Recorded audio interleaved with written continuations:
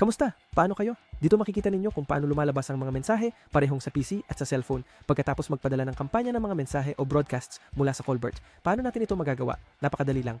Ang unang dapat gawin ay mag-click sa lumikha ng broadcast, pumili ng channel at piliin ang numero ng webshop na gusto nating gamitin para sa ating mass video. Pagkatapos, kailangan nating i-load ang mga kinakailangang datos para maihatid ang ating mga mensahe. Meron tayong dalawang paraan para gawin ito sa pamamagitan ng CSV file o mga segment. Para sa CSV, kailangan nating mag-click sa upload file, piliin ang dokumento at mag-click sa seksyon. Dapat mong tandaan na sa dokumentong ito, dapat mayroong isang kolum na tinatawag na telepono kung saan ilalagay natin ang lahat ng numero ng mga contact at ang iba pang mahalagang impormasyon ay dapat ilagay sa mga kolum na tinatawag na VAR1 o VAR2. Sa wakas, pipiliin natin ang template na nais nating gamitin sa kampanya at ipadadala ang mensahe.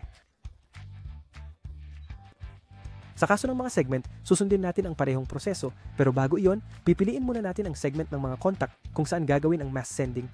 Pagkatapos, pipiliin natin ang template na gagamitin, siguraduhin pinili ang tamang variable para mapunan ang tamang impormasyon at maipadala ang ating kampanya.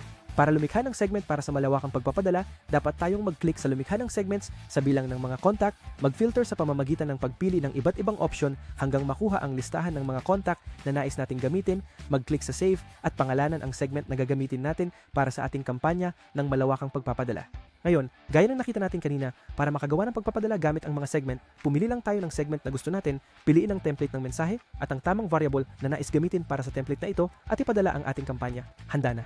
Naipadala na ang iyong kampanya. Pagkalipas ng ilang oras, makikita mo ang resulta ng kung ilan ang nakatanggap, ilan ang hindi, at ilan ang nagbasa ng mga mensahe. Tandaan na ang mga mass na padala ay available lamang para sa mga kliyente na gumagamit ng API integration ng website Visible. At ang limitasyon ng mga contact para sa mga masang pagpapadala ay mula sa 1,000 hanggang 100,000 tao hanggang sa susunod.